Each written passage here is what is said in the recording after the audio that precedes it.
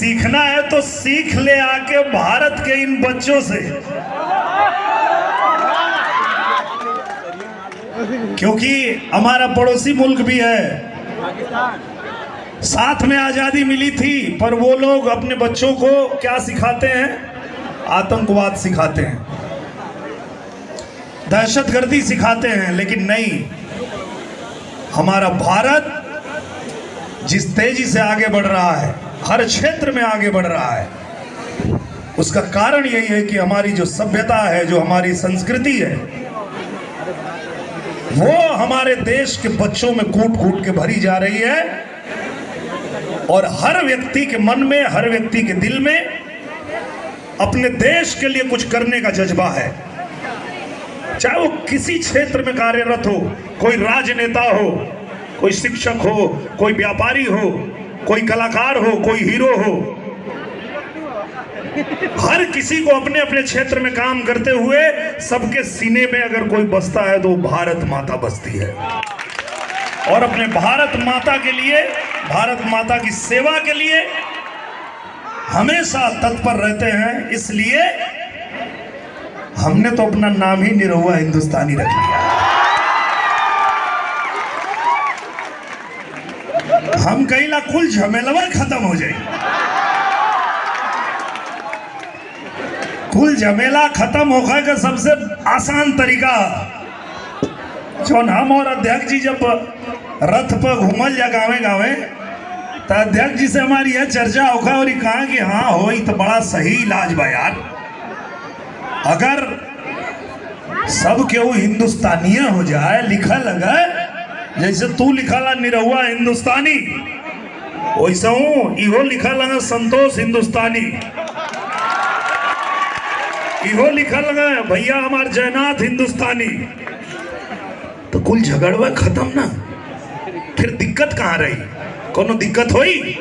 एक पहचान हिंदुस्तानी, एक पहचान हमारी होनी चाहिए कि हम हिंदुस्तानी हैं।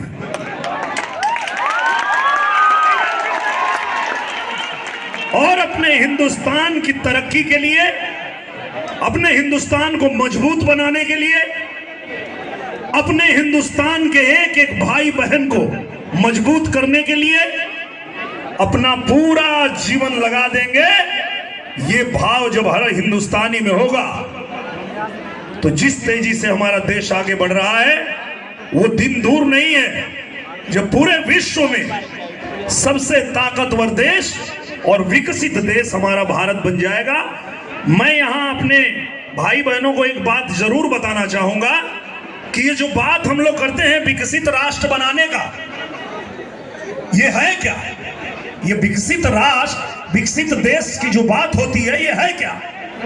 कई विकसित देशों में हमें जाने का अवसर मिलता है, तो इसलिए मैं जानता हूं, मैं आपको बताता हूं। विकसित राष्ट्र है, अमेरिका है, लंदन है। एक उदाहरण मैं आपको लंदन का ही देता हूं, विकसित देश है।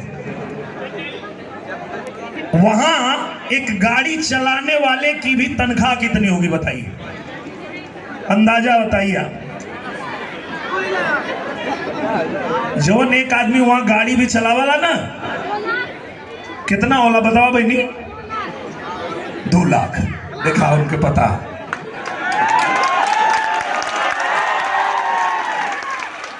तो हम ऐसा देश बनावल चाहते जा कि डॉक्टर, इंजीनियर, बाकी लोग का तो जौन बात उन बटले बा, अगर ये देश में कोनो लड़का गाड़ी भी चलावे ना तो वो 2 लाख रुपया महीना कमाए। वो कब होई? जब देश विकसित राष्ट्र बनी तब होई। और वो विकसित राष्ट्र बनावे खातिर केहू और ना आई, हमाने के बनावे गया। हर आदमी अगर अपन पूरा ताकत लगा दे, हर सुख सुविधा आपको देने के लिए हमारे देश की जो सरकार है वो तैयार है। आप पढ़ाई लिखाई करके जब पूरा करके निकलेंगे, आपको कोई व्यवसाय करना है, सरकार तैयार है, लो भैया कितना चाहिए, लो पैसा करो बिजनेस, उस पर सब्सिडी भी है, 0 पैसा ब्याज भी है, एकदम पैसा को ब्याज लगेगी ना। तो जब ऐसे सब के वो मन में बना ले कि हमान के कुछ करे के है, व्यापार करे के है, व्यवसाय करे के है और अपने देश के विकसित राष्ट्र बनाओ में अपन योगदान देवे के है। और एक बात आज हम जरूर कहल चाहब, कहें कि हम विद्यालय में आल ही ऐसे ही बात कहत हई और कोनो राजनीतिक मंच पे ये सब बात हम ना करीला। आज विद्यालय में आल ही तो आज हमके ये बात बोलल जरूरी है। जो लोग आपको ये समझाते हैं कि नौकरी ना मिलत है, वो आपका भविष्य बर्बाद करना चाहते हैं। एक बात आप लोग जान लीजिए, इस देश में नौकरी कितनी है, सरकारी नौकरी को ही अगर रोजगार समझ लोगे तो सरकारी नौकरी इस देश में है कितनी? 1 करोड़। 80 लाख है, हम 20 लाख बढ़ा के बताओ थे। मान ला 1 करोड़। अगर 1 करोड़ लोग सरकारी नौकरी खातिर के 1 करोड़ 140 करोड़ 140 करोड़ में 1 करोड़ की अगर सरकारी नौकरी मिली जाए तो 139 करोड़ खा रही हैं। अगर वही के रोजगार समझत हुआ तो बेरोजगार न रहबा है। 140 करोड़ तो रोजगार मतलब सरकारी नौकरी हो ना। तो हमारे कहे का मतलब ये है कि जो नेता आपको फंसाता है कि बेरोजगारी है बेरोजगारी है, वो आपको बेवकूफ बना रहा है, आपको सही दिशा में नहीं बता रहा है कि है ही नहीं। आपको रोजगार का मतलब समझना पड़ेगा। रोजगार का मतलब यह है कि आप कोई भी कार्य करें, अगर तू अपन कोनो रोजगार करत हुआ तो रोजगार ना है, वो रोजगार है। वो रोजगार समझ के तब चले के पड़ेगी। पढ़त लिखत हुआ, कंपटीशन देत हुआ, ठीक है।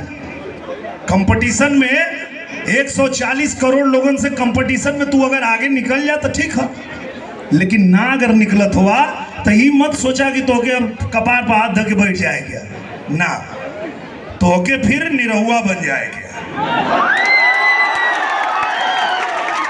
कि अब हम अपन रोजगार करब और 1-1.5 लाख लोगन के रोजगार दे।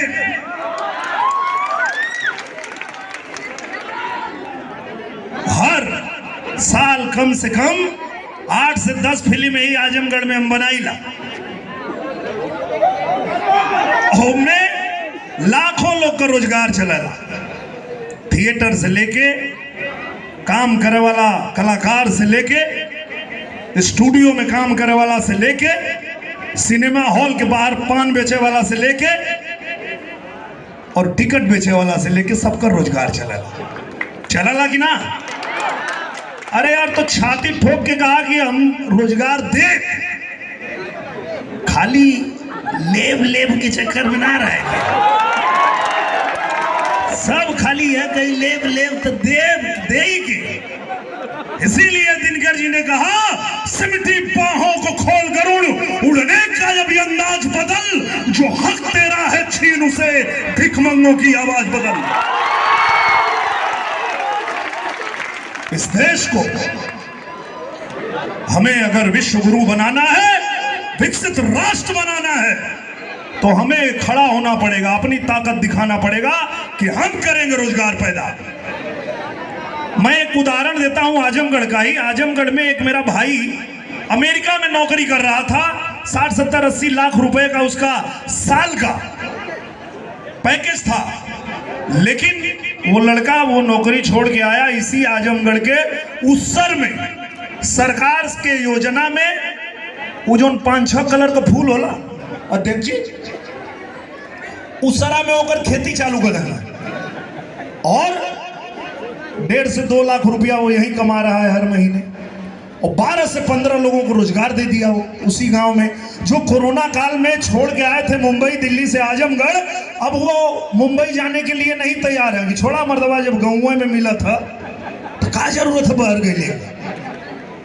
तो रोजगार पैदा करे के अपने अंदर क्षमता चाहिए। पढ़ाई लिखाई करके और बुद्धि ज्ञान विवेक अइले के बाद अब सोचे के कि हमारे योगदान का, हम अपने देश खातिर कितना योगदान करब, एक बारे में हमन के सोचे के, तब जाके भारत विश्व गुरु बनी। ठीक है, बोल भारत माता की, भारत माता की।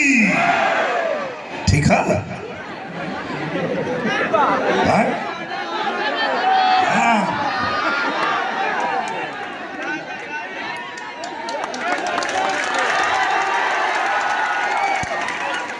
एक दिन हमके महाराज जी कहना, और हमके लगा था कि अब उनको बात हमके मानी लेवे चाहिए। कहना तू भाषण देवे में टाइम बर्बाद मत कर। हम कहली कहा है, कहना बस 2 लाइन गावा और गा के फिर अगले गांव में पहुंचा।